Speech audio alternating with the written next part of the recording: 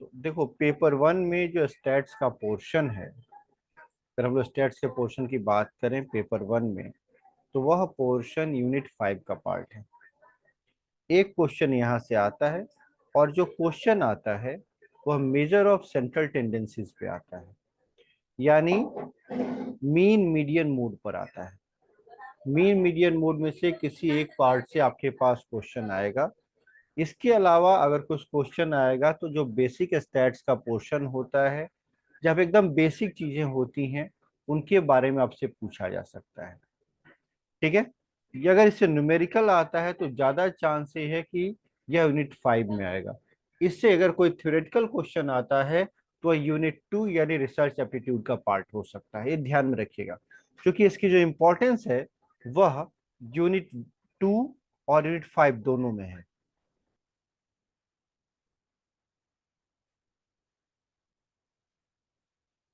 इसकी इंपॉर्टेंस किस में है? यूनिट 2 और यूनिट 5 दोनों में आता है। ठीक है, यानी ये रिसर्च का पोर्शन भी हो सकता है और मैथमेटिकल रीजनिंग का भी पोर्शन हो सकता है। रिसर्च वाले पोर्शन में जो क्वेश्चन आएगा वह मेनली थ्योरेटिकल पोर्शन आ सकता है, और यहां से जो क्वेश्चन आ सकता है यह न्यूमेरिकल पोर्शन आ सकता है, न्यूमेरिकल क्वेश्चन आ सकते हैं, इसका ध्यान रखिएगा। जो यूनिट 2 का क्वेश्चन आएगा स्टैट्स का, उसको हम लोग अलग से देखेंगे। यहाँ पर जो हमारा मेन फोकस रहेगा वह यूनिट 5 में जो क्वेश्चन आ सकता है उसके ऊपर रहेगा। तो यूनिट 5 में जो क्वेश्चन आता है यूजुअली वो मेजर ऑफ सेंट्रल टेंडेंसीज से आता है। यहाँ आपसे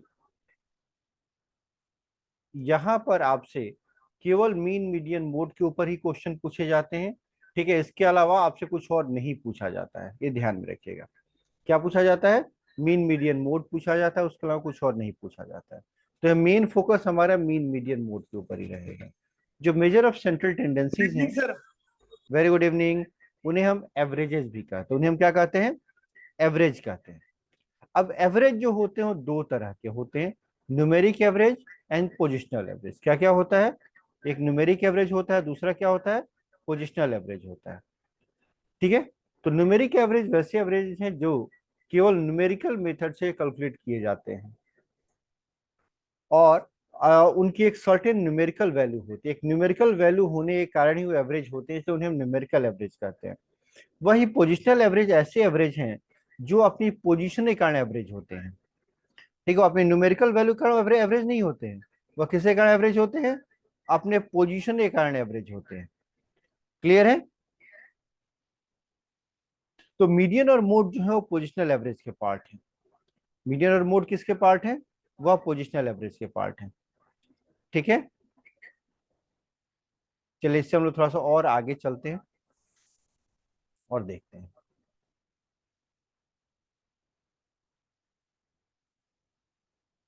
देखो, मीडियन से जुड़ी हुई और भी कई चीजें हैं जिनके ऊपर आपके एग्जाम में क्वेश्चन आ सकता है, जैसे क्वार्टाइल, डेसाइल, परसेंटाइल, एंटाइल, पेंटाइल, हेक्साइल, हेप्टाइल, ऑक्टाइल। इस तरह की बहुत सी ऐसी वैल्यूज हैं जो मीडियन से जुड़ी हुई हैं, यानी इनको फाइंड करने का तरीका वही है ऑलमोस्ट जो मीडियन को फाइंड करने का तरीका है। बेसिकली अगर आपको एंटाइल फाइंड करने आ गया तो आप बाकी सबकी वैल्यू को फाइंड आउट कर सकते हो। तो हम लोग देखेंगे कि एंटाइल की वैल्यू कैसे फाइंड आउट करेंगे। दूसरा होता है मोड। अब मीडियन और मोड जो पोजिशनल एवरेजेस हैं, इनको हम ग्राफिकली भी फाइंड आउट कर सकते हैं। पोजिशनल एवरेज को हम लोग ग्राफिकली भी फाइंड आउट कर सकते हैं,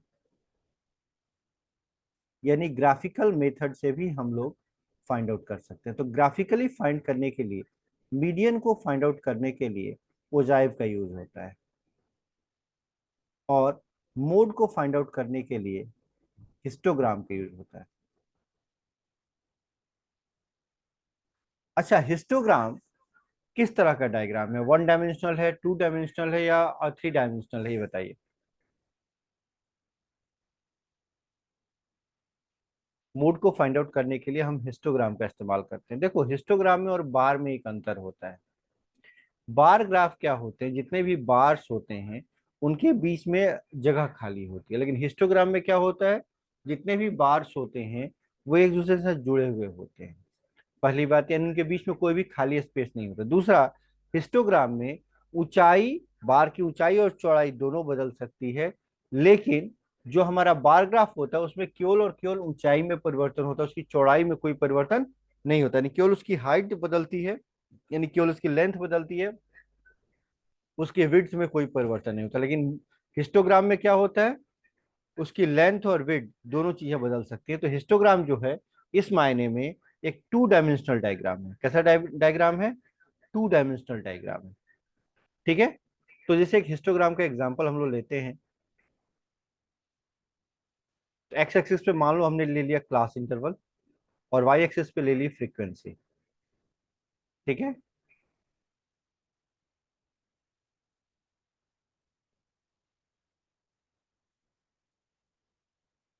अब देखो, अब यहां पर क्या होगा, हमारे पास बहुत सारी क्लासेस होंगी।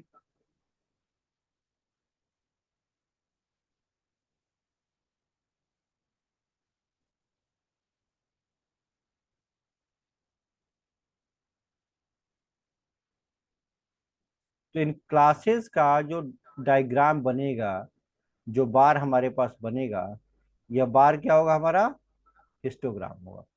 इसमें करना क्या है, जो हाईएस्ट बार है उसे पिक करना है। किसे पिक करना है? जो हाईएस्ट बार है उसे पिक करना है। तो इसमें हाईएस्ट बार कौन सा है बताओ? इसमें हाईएस्ट बार कौन सा है? अगर हम इसको देखें तो जो ए वाला बार है हमारा हाईएस्ट है। अब हम क्या करेंगे, इसके टॉप टू कॉर्नर्स को जो साथ वाले बाकी दोनों हिस्टोग्राम्स हैं उनके टॉप टू कॉर्नर से मिला देंगे।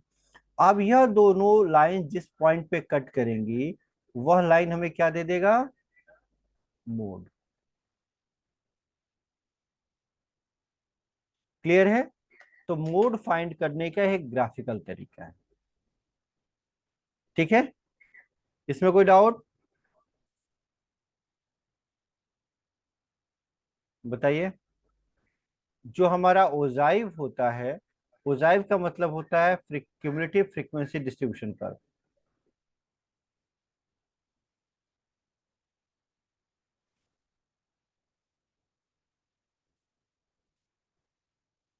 क्या होता है क्यूमुलेटिव फ्रीक्वेंसी डिस्ट्रीब्यूशन कर्व? बोलिए।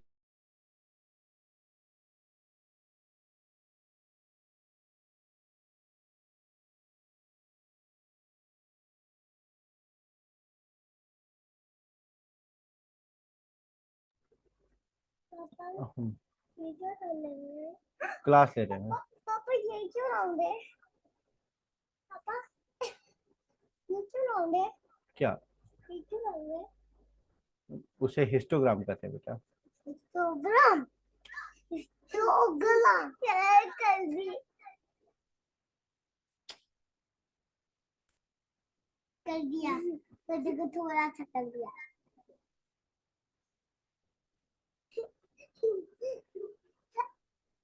Thank you. ऊपर आके। तो क्यूमुलेटिव फ्रीक्वेंसी डिस्ट्रीब्यूशन कर्व जो होते हैं वह दो तरह के होते हैं। एक होता है हमारा लेस देन, पापा मम्मी कहाँ है? अकेले? क्यों? एक होता है लेस देन और दूसरा होता है मोर देन। अब लेस देन और मोर देन क्यूमुलेटिव फ्रीक्वेंसी में क्या डिफरेंस है ये मैं आपको बताता हूँ। मान लो हमारे पास एक फ्रीक्वेंसी गिवन है, हमारे पास कुछ फ्रीक्वेंसीज गिवन है। फ्रीक्वेंसीज कुछ ऐसी गिवन है। ठीक है। और टोटल फ्रीक्वेंसी कितनी हो रही है हमारे पास? 35 हो रही है ना। तो जब हम less than cumulative frequency count करना शुरू करते हैं तो हम कैलकुलेट करना शुरू करते हैं 5 से, 5 से लिखना शुरू करते हैं और फिर हम सबको जोड़ते चले जाते हैं।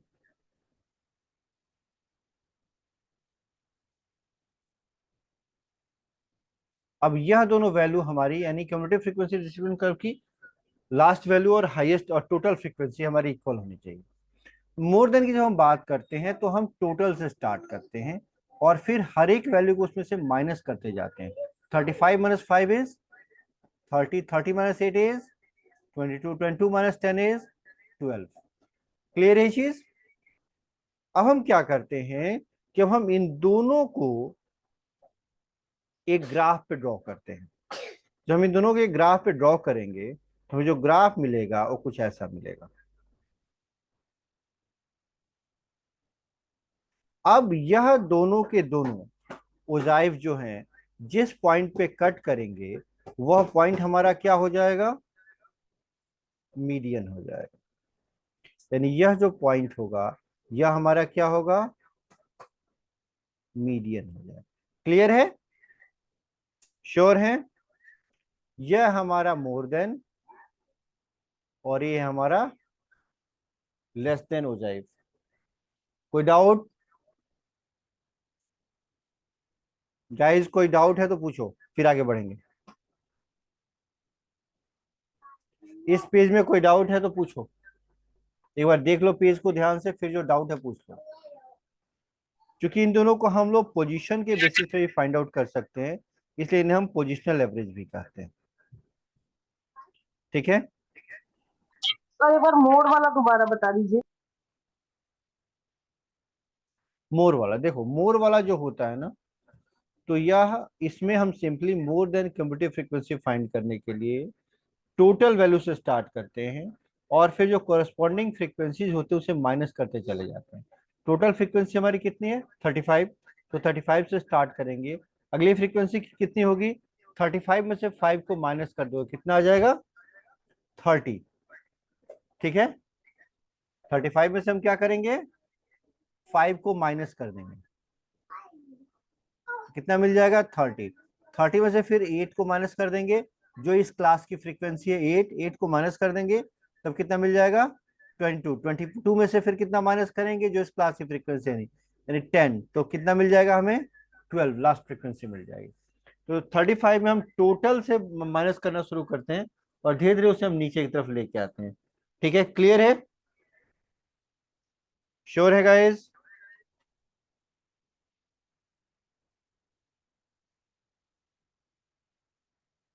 इसमें कोई डाउट?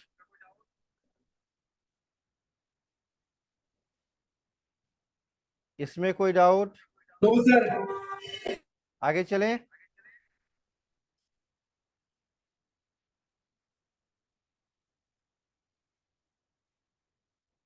चलिए आगे चलते हैं। अब जो दूसरा चीज है जहां पे हमारे पास क्वेश्चन आने का सबसे अधिक चांस होता है, जो जहां से बेसिकली क्वेश्चन आते हैं समझाया मैंने, इस पे क्वेश्चन आने का चांस कम है, लेकिन जहां से क्वेश्चन आने का चांस ये है, दो तीन चीजों का हमें ध्यान रखना होगा। पहली चीज कि वेरिएबल्स, तो वेरिएबल्स के कई सारे क्लासिफिकेशंस हैं। ठीक है, वेरिएबल के कई सारे क्लासिफिकेशन।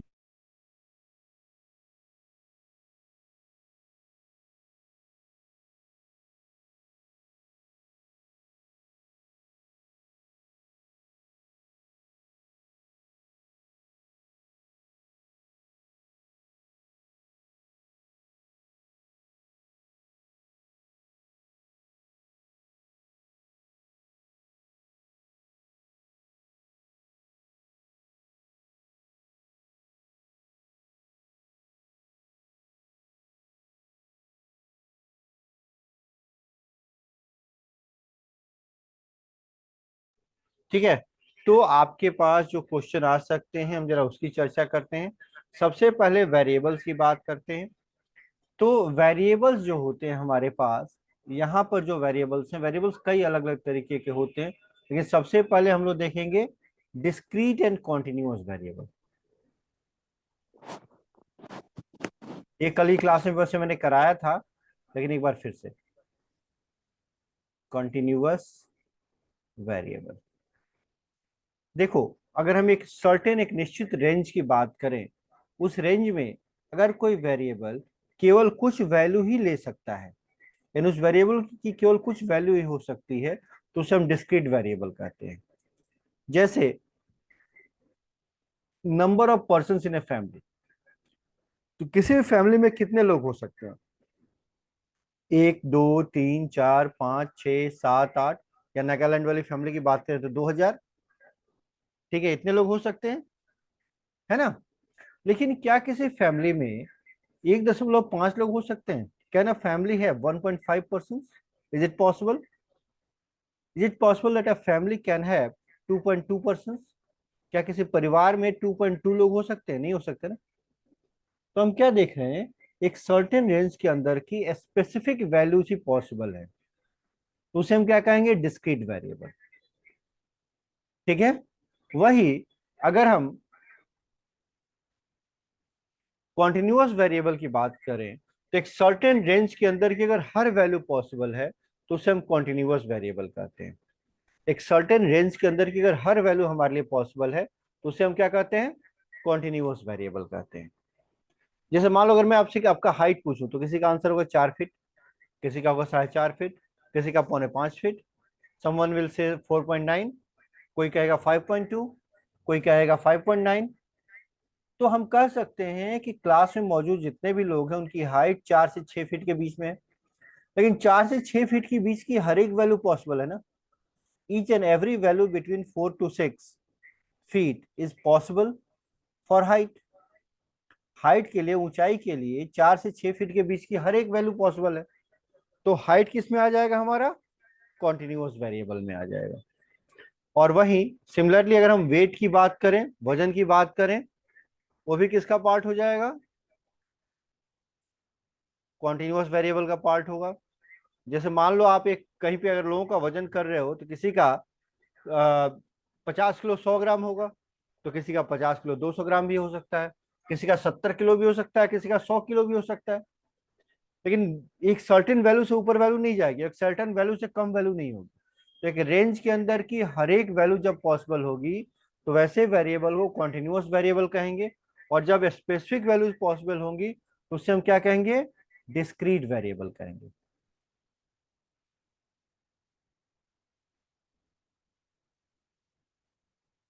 ठीक है।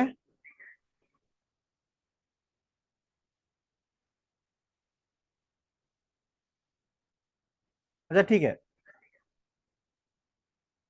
एक छोटा सा क्वेश्चन है।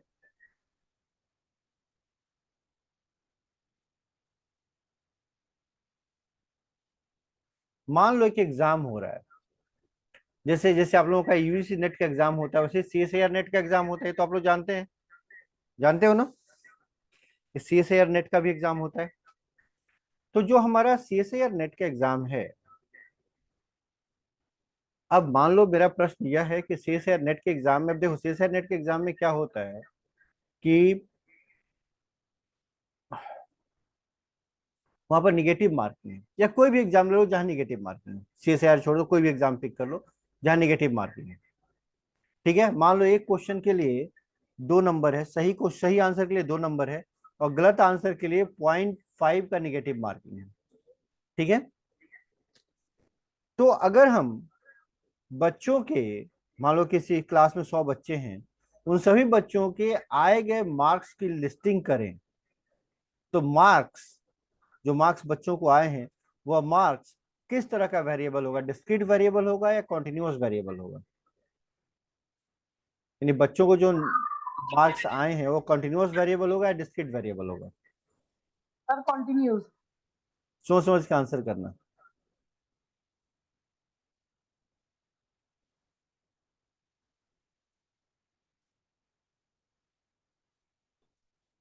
निगेटिव मार्किंग हो या ना हो, किसी भी स्थिति में जो मार्क्स आते हैं बच्चों की वो हमेशा डिस्क्रीट वेरिएबल होता है। जैसे मान लो कि एग्जांपल ले लेते हैं, मान लो कि 50 क्वेश्चन हैं, नो कोई निगेटिव मार्किंग नहीं है, हर एक क्वेश्चन के 2 मार्क्स हैं, टोटल कितने मार्क्स हो गए, 100। तो जिसके 50 क्वेश्चन से होंगे उससे कुल कितने नंबर आएंगे, 100। जिसके 49 क्वेश्चन से होंगे उससे कुल कितने नंबर आएंगे, 98। जिसके 48 क्वेश्चन से होंगे उससे कुल कितने मार्क्स होंगे, 96, 94। यही मार्क्स आ सकते हैं ना किसी बच्चे को, या किसी को 95 मार्क्स भी आ सकते हैं, बताओ। क्या किसी बच्चे को 95 मार्क्स भी आ सकता है, बताओ।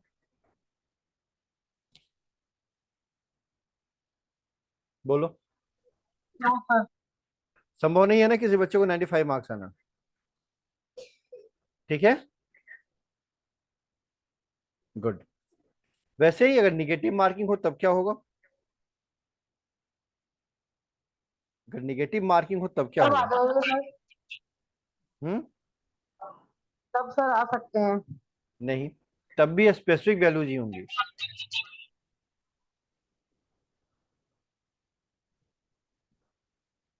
तब भी आपके पास स्पेसिफिक वैल्यूज ही होंगी, सारी वैल्यू पॉसिबल नहीं है। देखो क्या होगा। अगर निगेटिव मार्किंग है 0.5 का, 0.5 का ले लेते हैं, समझना आसान रहता है क्योंकि 25% निगेटिव मार्किंग होती है। 2 marks, maximum 100 marks and 0.5 negative marking. यानी हर गलत नंबर के लिए, हर गलत आंसर के लिए 0.5 कटेंगे। तो वैसे कंडीशन में जिसके सभी आंसर सही होंगे उसे कुल कितने नंबर मिलेंगे? 100। बट जिसके 49 क्वेश्चन सही होंगे उसे कुल कितने नंबर मिलेंगे?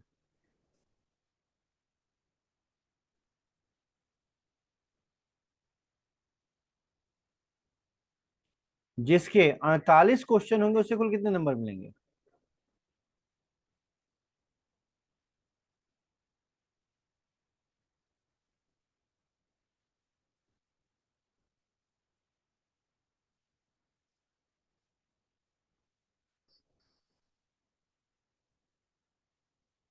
इस तरह से कम होता चला जाएगा। क्यों कम होगा? अब देखो, जिस बच्चे के 49 क्वेश्चन सही होंगे उसके साथ क्या होगा? 49 × 2, 98 नंबर। लेकिन जो एक गलत क्वेश्चन है उसका 0.5 कटेगा ना, कितना हो जाएगा उसका? 97.5। जिसके 48 क्वेश्चन सही होंगे उसे कुल कितने नंबर आएंगे? 96। सही क्वेश्चन के, लेकिन गलत क्वेश्चन जो दो हैं उसका हर एक क्वेश्चन का एक नंबर तो कट जाएगा ना। उसे कुल कितने नंबर मिलेंगे? 97 मार्क्स मिलेंगे। क्योंकि जो गलत क्वेश्चन है उसका तो 0.5 कटेगा, तो एक क्वेश्चन का 0.5, तो दो क्वेश्चन का एक नंबर कट गया। आप समझ रहे हो बात? तो यहां भी आप देखोगे कि यहां भी स्पेसिफिक वैल्यूज ही पॉसिबल है, सारी वैल्यूज पॉसिबल नहीं है। ठीक है? कोई डाउट इसमें? सर जो ये 92.5 भी आया है और जो पॉइंट में भी आई है ये जो, हाँ। तो सर ये कॉन्टिन्यूज में नहीं आएगा? नहीं, ये और कॉन्टिन्यू वैल्यूज में नहीं आएगा? देखो, डिस्क्रीट और कॉन्टिन्यूअस के बीच का बेसिक डिफरेंस ये है कि डिस्क्रीट में स्पेसिफिक यानी कुछ विशेष वैल्यूज ही आ सकती हैं, लेकिन कॉन्टिन्यूअस में सभी वैल्यू आ जाएंगे। तो डेसिमल से मतलब नहीं है, मतलब इस चीज से है कि क्या 92 से 93 के बीच की सारी वैल्यूज पॉसिबल है या एक ही वैल्यू पॉसिबल है? एक ही है, एक ही। एक ही वैल्यू पॉसिबल है ना। जब एक ही वैल्यू पॉसिबल है तो यह डिस्क्रीट हो गया, और अगर सभी वैल्यू पॉसिबल होती तब क्या होता? जैसे हम किसी का वजन करते हैं तो सारी वैल्यू पॉसिबल हो जाती है ना। जब सारी वैल्यू पॉसिबल होती है तब क्या होता है? कॉन्टिन्यूअस। और जब एक या दो वैल्यू ही पॉसिबल है तब वो चीज क्या हो जाएगी? डिस्क्रीट। अब क्लियर है?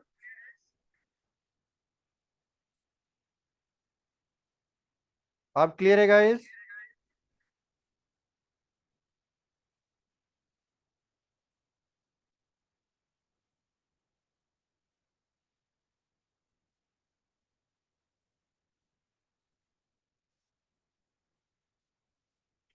कोई डाउट इसमें?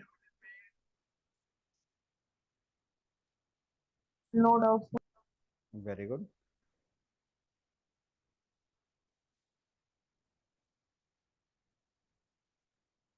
चलिए इससे आगे चलते हैं। अब जो कॉन्टिन्यूअस वेरिएबल्स होते हैं उनको रिप्रेजेंट करने का एक ही तरीका होता है, लेकिन डिस्क्रीट वेरिएबल्स को रिप्रेजेंट करने के दो तरीके होते हैं। या तो हम इंडिविजुअल सीरीज के रूप में कर सकते हैं, या फिर हम इन्हें क्लासेस के रूप में रिप्रेजेंट कर सकते हैं। यानी या तो हम लिख सकते हैं इस तरह से, या फिर 1 से 5, 5 से 9, 9 से 13, 13 से 17, इस तरह से हम इसे लिख सकते हैं। लेकिन जो हमारे कॉन्टिन्यूअस वेरिएबल्स होते हैं उनको रिप्रेजेंट करने का मुख्य तरीका क्या होता है? क्लासेज ही होती हैं। उनको हम क्लास के माध्यम से ही रिप्रेजेंट करते हैं, उनको हम इंडिविजुअल सीरीज के रूप में रिप्रेजेंट नहीं करते हैं। यानी उन्हें हम 1 2 3 4 1 2 3 4 लिख के नहीं बता सकते। उन्हें हम जब भी रिप्रेजेंट करेंगे तो कैसे रिप्रेजेंट करेंगे? क्लासेज में रिप्रेजेंट करेंगे। ठीक है, क्लियर ये चीज? ठीक है, श्योर है? सो जब भी हम डेटा कलेक्ट करते हैं तो वह डेटा क्या होता है? हमारा रॉ डेटा होता है। रॉ डेटा को हम कॉलम्स एंड रोज में अरेंज करते हैं, उस अरेंजमेंट को हम एरे कहते हैं। एरे के बाद हम फिर फ्रीक्वेंसी डिस्ट्रीब्यूशन बनाते हैं, और फ्रीक्वेंसीज के बाद से हम फाइनली उसे टेबल के रूप में कन्वर्ट करते हैं। और जब हम टेबल के रूप में कन्वर्ट करते हैं तो वह या तो इंडिविजुअल सीरीज बेस्ड होता है या फिर क्लास इंटरवल बेस्ड होता है। यानी क्लास बेस्ड होगा या फिर इंडिविजुअल सीरीज होगा। ठीक है, श्योर है? सबसे पहले हम लोग देखेंगे एक एक करके। जो डेटा हम इकट्ठा करते हैं उसे हम क्या कहते हैं? Raw data. जो भी डेटा हम इकट्ठा करते हैं उस डेटा को हम क्या कहते हैं? रॉ डेटा कहते हैं। अब रॉ डेटा के साथ दिक्कत ये है कि एक तो रॉ डेटा का वॉल्यूम बहुत ज्यादा होता है, और बहुत सारा डेटा जो होता है अनयूजफुल डेटा होता है, उसका कोई यूज नहीं होता है, वो हमारे लिए बेकार डेटा होता है। बहुत सारा डेटा क्या होता है? हमारे लिए बेकार डेटा होता है जिसका हमें कोई यूज नहीं होता। ताकि उस बेकार डेटा को हम कैसे आइडेंटिफाई करेंगे, कैसे हम उसे बाहर करेंगे? तो इसके लिए हम क्या करते हैं?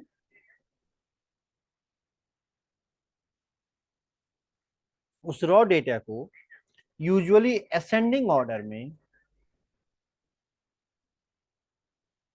यानी बढ़ते हुए क्रम में, रोज एंड कॉलम्स में लगा देते हैं। और इस अरेंजमेंट को हम क्या कहते हैं? एरे कहते हैं। एरे से हमारा फायदा क्या होता है कि जो हमारे स्पूरियस डेटा होता है,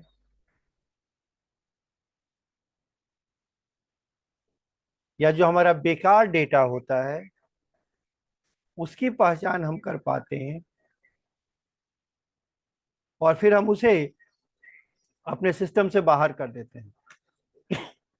ठीक है, जो हमारा स्पूरियस डेटा होगा उसे हम आइडेंटिफाई कर सकते हैं, और उसे आइडेंटिफाई करके हम लोग अपने सिस्टम से उसे बाहर कर देते हैं। वह बेकार डेटा हमारा खत्म हो जाता है। तब जो डेटा बचता है हमारे काम का डेटा होता है। फिर हम क्या करते हैं कि फिर हम फ्रीक्वेंसी डिस्ट्रीब्यूशन तैयार करते हैं।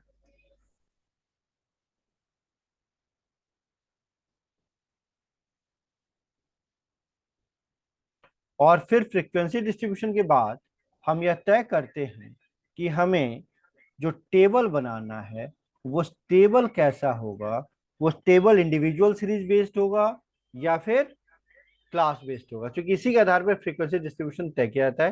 यानी कौन सा नंबर कितनी बार, कौन सा डेटा कितनी बार आ रहा है।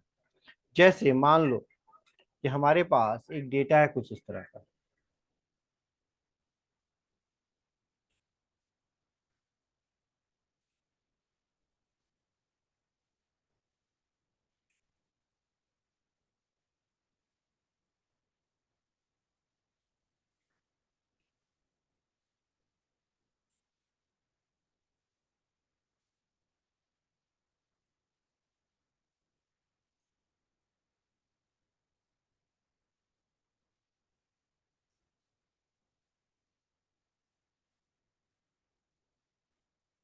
इस तरह से मान लो हमारे पास कोई डेटा है, तो ये डेटा हमारा क्या हो गया, रॉ डेटा हो गया। तो रॉ डेटा को सबसे पहले हम किस में अरेंज करेंगे, असेंडिंग ऑर्डर में अरेंज करेंगे। किस में अरेंज करेंगे हम, असेंडिंग ऑर्डर में, रोज एंड कॉलम्स में अरेंज करेंगे। यानी इसको हम ऐसे लिख सकते हैं, दो दो और कितनी बार आ रहा है देखते हैं। देखो, दो एक बार आया, दो बार आया, ठीक है। तो ऐसे ही हम सबको धीरे धीरे अरेंज करेंगे। तीन बार है, दो है हमारे पास, फिर तीन है हमारे पास, एक बार दो बार, दो हो गया हमारे पास तीन बार। फिर तीन देखते हैं कितनी बार है हमारे पास, दो बार है। फिर क्या है हमारे पास, 3.2 है। फिर क्या है हमारे पास, फोर है। फिर क्या है, फाइव है, एक बार हो गया, दो बार हो गया, तीन बार हो गया। इस तरह से हम इस डेटा को अरेंज कर सकते हैं। सिक्स है, सिक्स के बाद सेवन कितनी बार है, एक दो तीन बार सेवन भी है। ठीक है, ऐसे ही एट कितनी बार है, एट भी तीन बार है।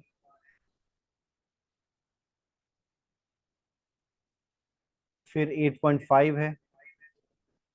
फिर नाइन भी है कहीं, नाइन भी है, टेन भी है।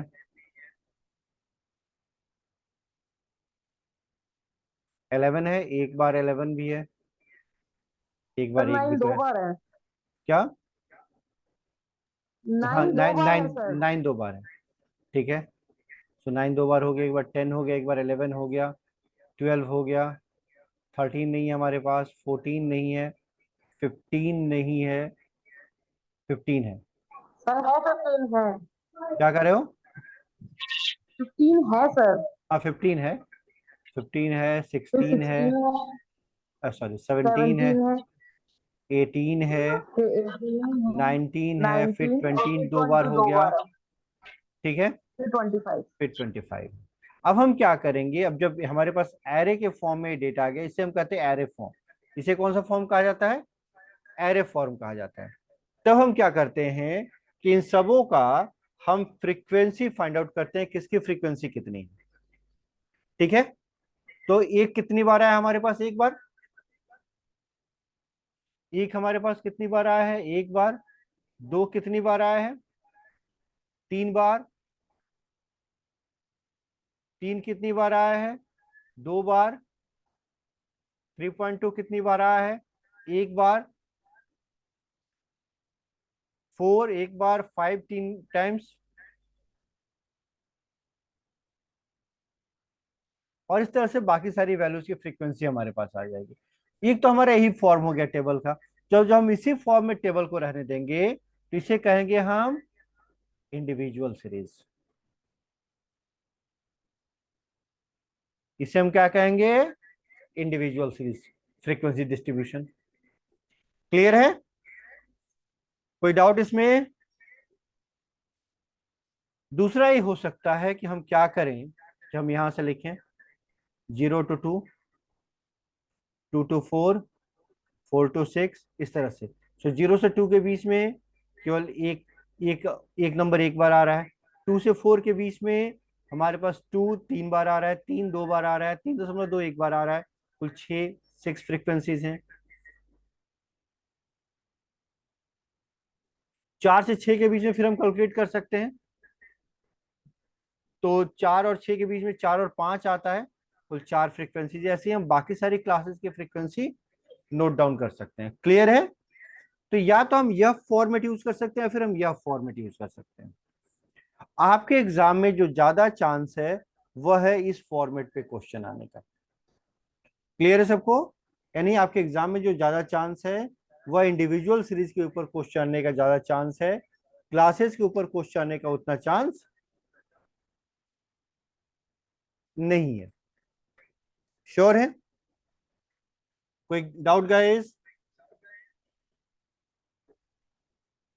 नहीं है ना। चलिए, इसकी आगे की चीजें अगले वीडियो में, ठीक है।